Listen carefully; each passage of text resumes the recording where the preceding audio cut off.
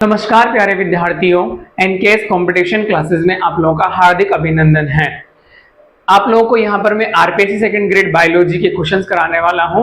Almost syllabus तो सबका मुझे लगता है कंप्लीट हो चुका होगा, क्योंकि तो यहाँ पर हम बात करेंगे किसके लिए, बायोलॉजी के क्वेश्चन के लिए, और किस टॉपिक से कितने कितने क्वेश्चन पूछे जाते हैं पीवाईक्यू के थ्रू वो भी हम देखेंगे।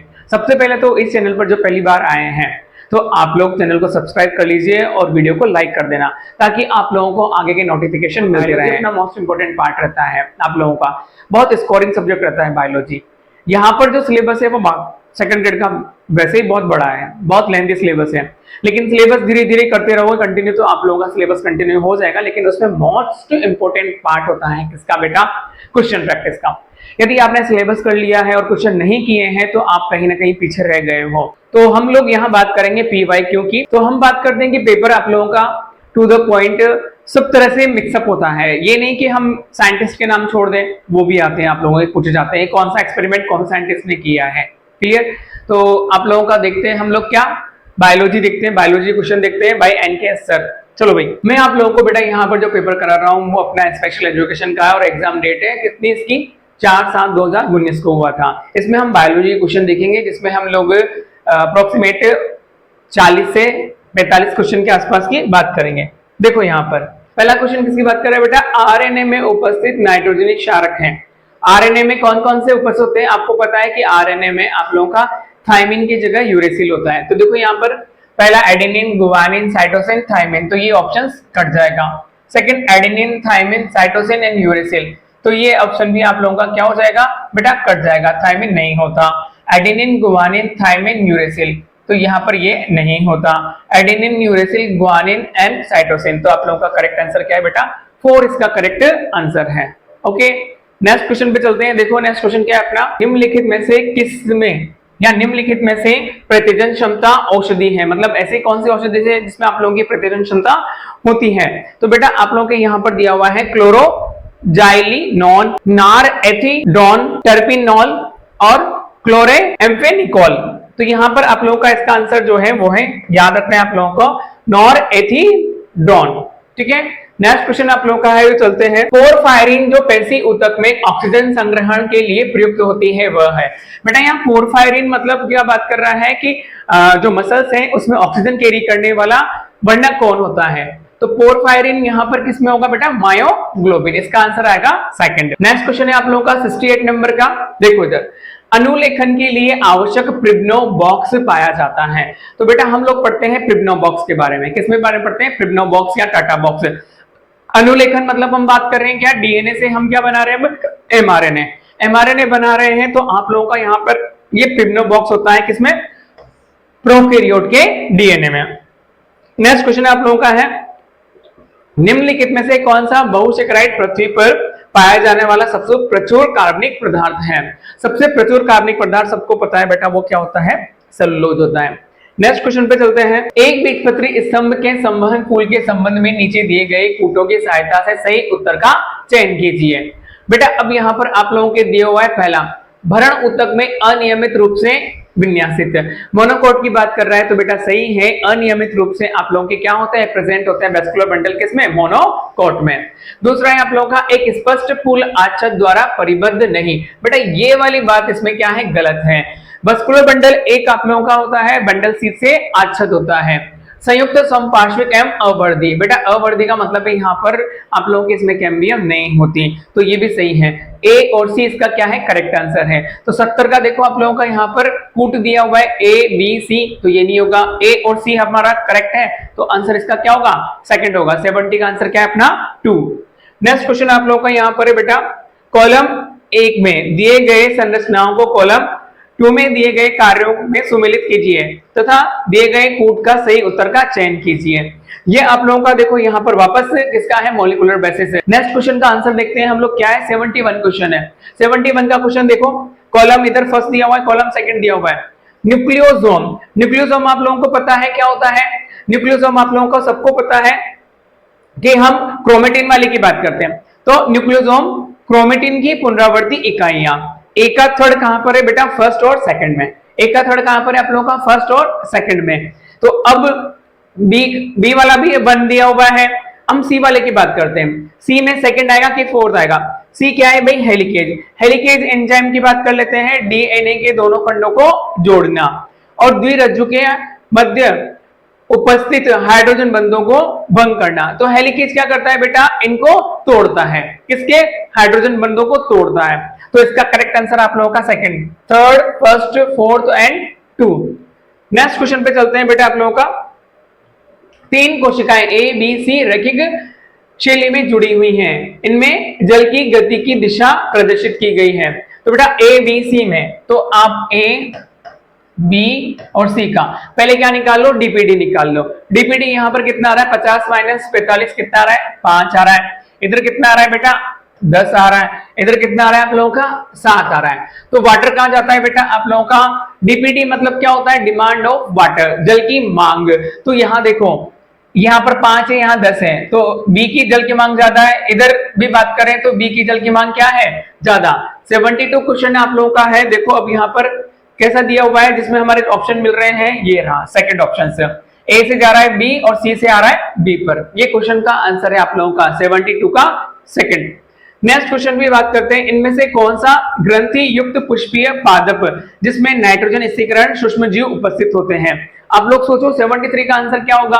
ये डायरेक्ट आप लोगों को याद रखना है। 73 का आंसर आप लोगों को डायरेक्ट याद रखना है। तो यहां पर दिया हुआ है आप लोगों को, जो आंसर दिया हुआ है वो है साइसर एरिटिनम। क्या है बेटा इसका? साइसर एरिटिनम। नेक्स्ट क्वेश्चन पे चलते हैं। देखो यह प्रश्न 2 कथन से मिलकर बना है, अभिकथन तथा कारण। इस प्रश्न का उत्तर देने के लिए आपको निम्नलिखित 4 प्रतिक्रियाओं में से कोई भी एक चुननी है। देखो यदि दोनों अभिकथन तथा कारण सही है, वह कारण अभिकथन की सही व्याख्या करता है, तो आपको ए आंसर देना है।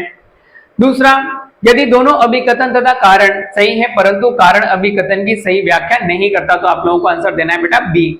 नेक्स्ट क्वेश्चन है, यदि अभिकथन सही है परंतु कारण असत्य है, कारण क्या उसका? असत्य है, तो सी लगाना है। यदि अभिकथन व कारण दोनों ही क्या है? असत्य है, तो आप लोगों को डी लगाना है। अभिकथन पढ़ते हैं, प्रकाश संश्लेषण के जैव संश्लेषण अवस्था को अप्रकाशिक अभिक्रिया कहा जाता है।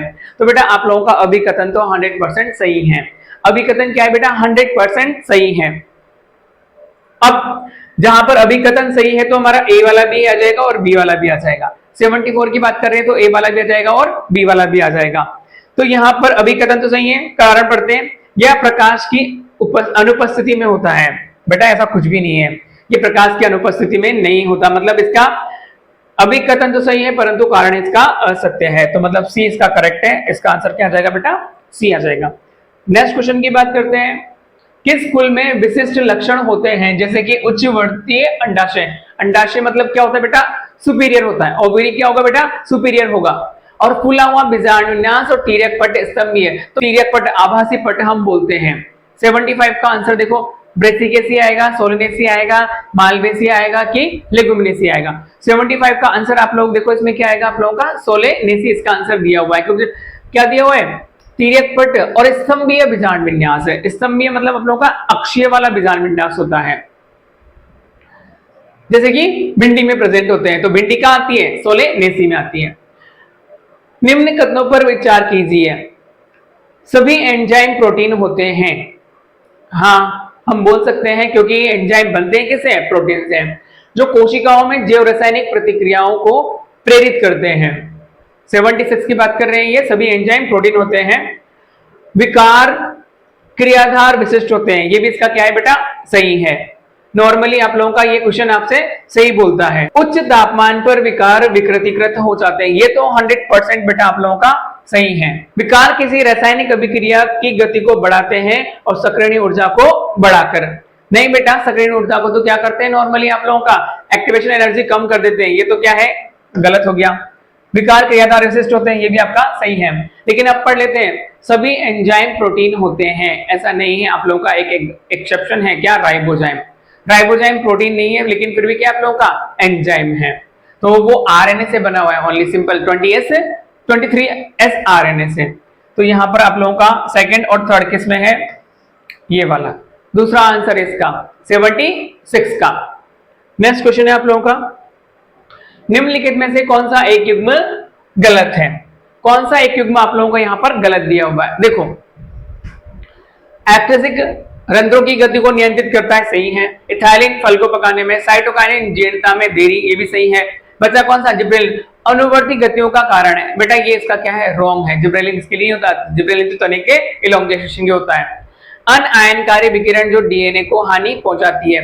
अनआयनकारी, बेटा अनआयनकारी में आप लोगों की अल्ट्रावायलेट ही आती है, बाकी आप लोगों का ये एक्सरे किसमें आती है? आयनकारी में। गामा भी आप लोगों की आयनकारी में चली जाती है। क्लियर? तो आप लोगों का आंसर आएगा इसका अल्ट्रावायलेट किरणें। नेक्स्ट क्वेश्चन है, अंतरा कशेरुक बिंब बने होते हैं। तो बेटा ये सबको पता है, ये व्हाइट फाइब्रस उरोस्थी के, व्हाइट फाइब्रस जो हम बोलते हैं ना यहाँ पर श्वेत तंतु उपास्थि से बने होते हैं। नेक्स्ट क्वेश्चन,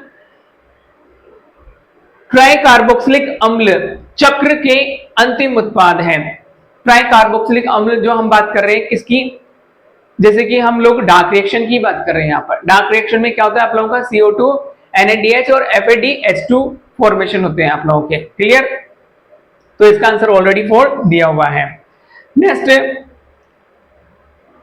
प्रोलैक्टिन हार्मोन का कार्य, बेटा सबको पता है प्रोलैक्टिन का कार्य स्तन ग्रंथियों का विकास करना। तंत्रिका कोशिकाओं का पुनर्धरण होने का कारण है।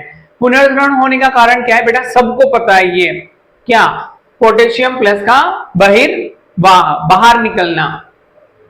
हृदय स्पंदन की उत्पत्ति व चालन को निरूपित करता है। सिंपल सा है बेटा, आप लोगों ने पढ़ा है, पहले ऐसे नोड जाता है, फिर ऐसे नोड से कहां जाता है बेटा?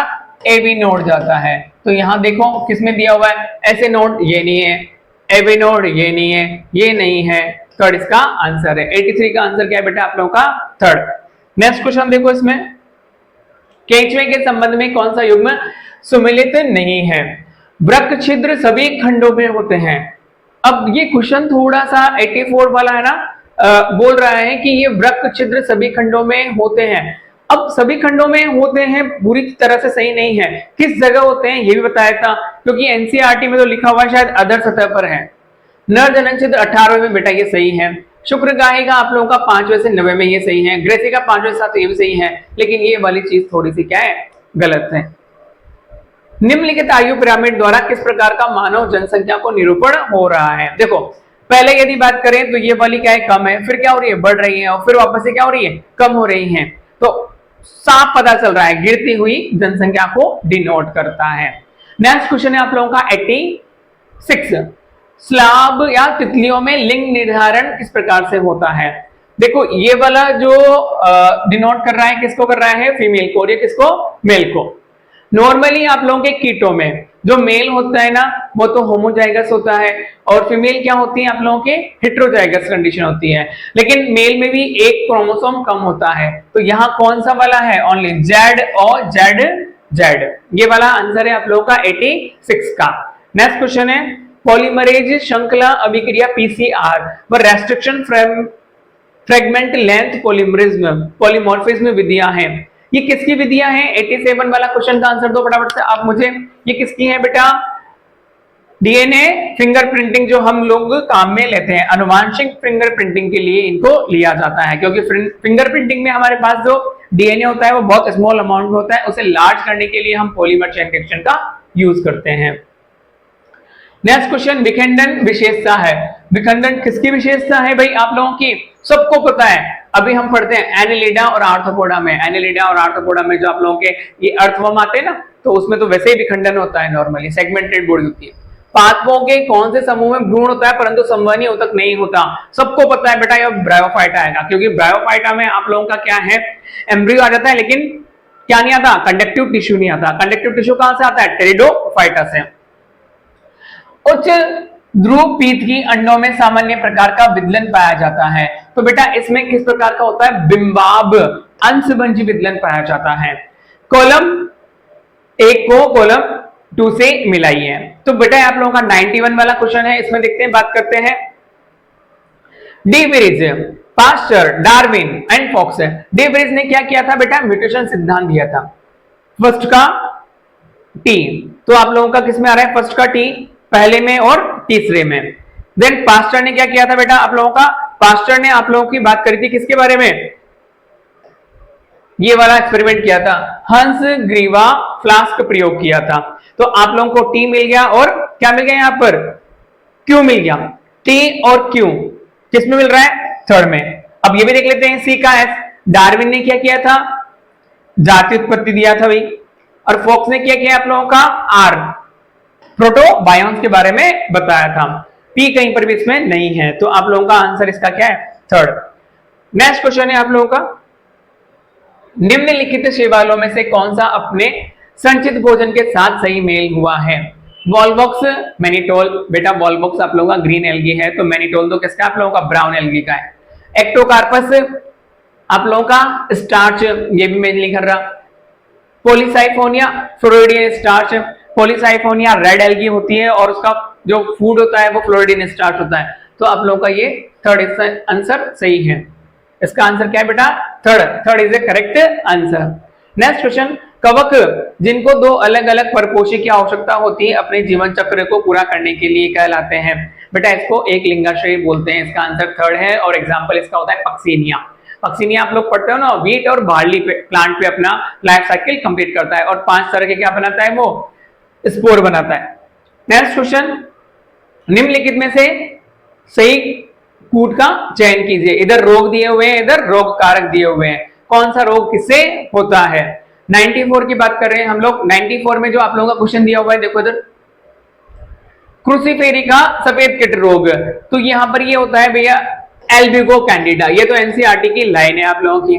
मूंगफली का कीट रोग, मूंगफली का कीट रोग 94 की बात कर रहे हैं हम। 90 किसकी बात कर रहे हैं बेटा, 94 की। 94 का हम देखो, मूंगफली का कीट रोग किससे होता है, सर्कोस्पोरा एर्की डोल, देख ये किससे, थर्ड इसका है सार्कोस्पोरा एर्की डी कोला।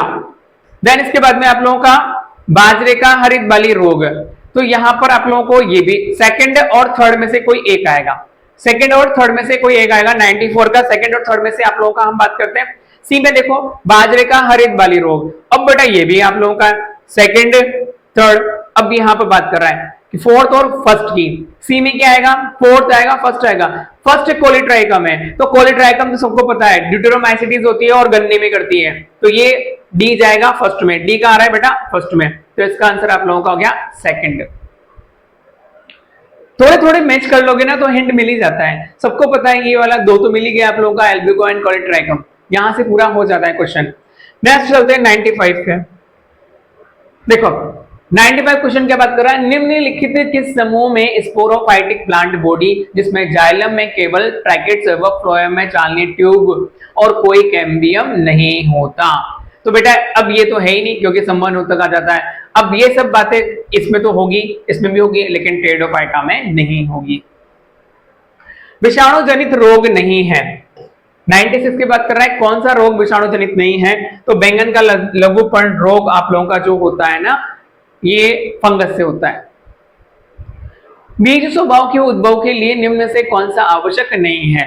सबसे पहले बात कर रहा है कौन सा आवश्यक नहीं है, तो बेटा यहां पर पढ़ लेते हैं विषम बीजाणुकता, ये तो है जो कहां से स्टार्ट होती है, टेरिडोफाइटा से।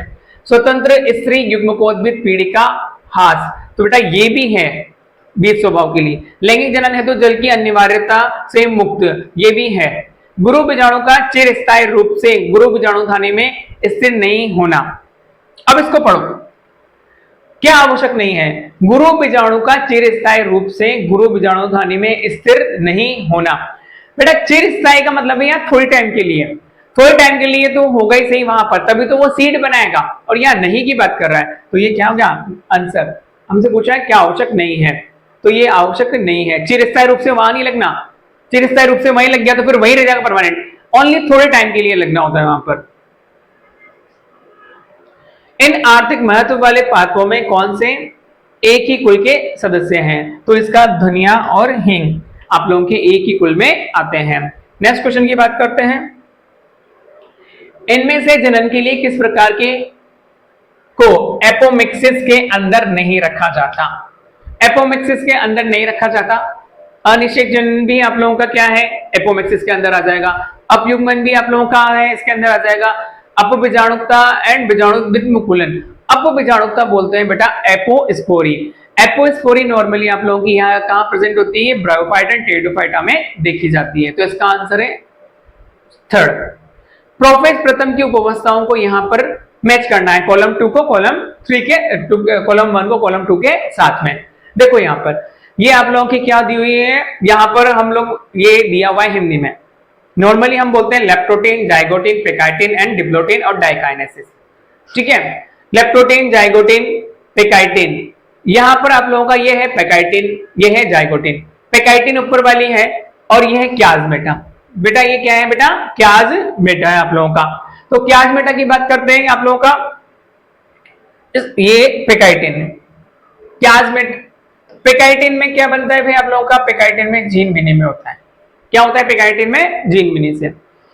और ये आप लोगों का क्या दिया हुआ है, जाइगोटीन।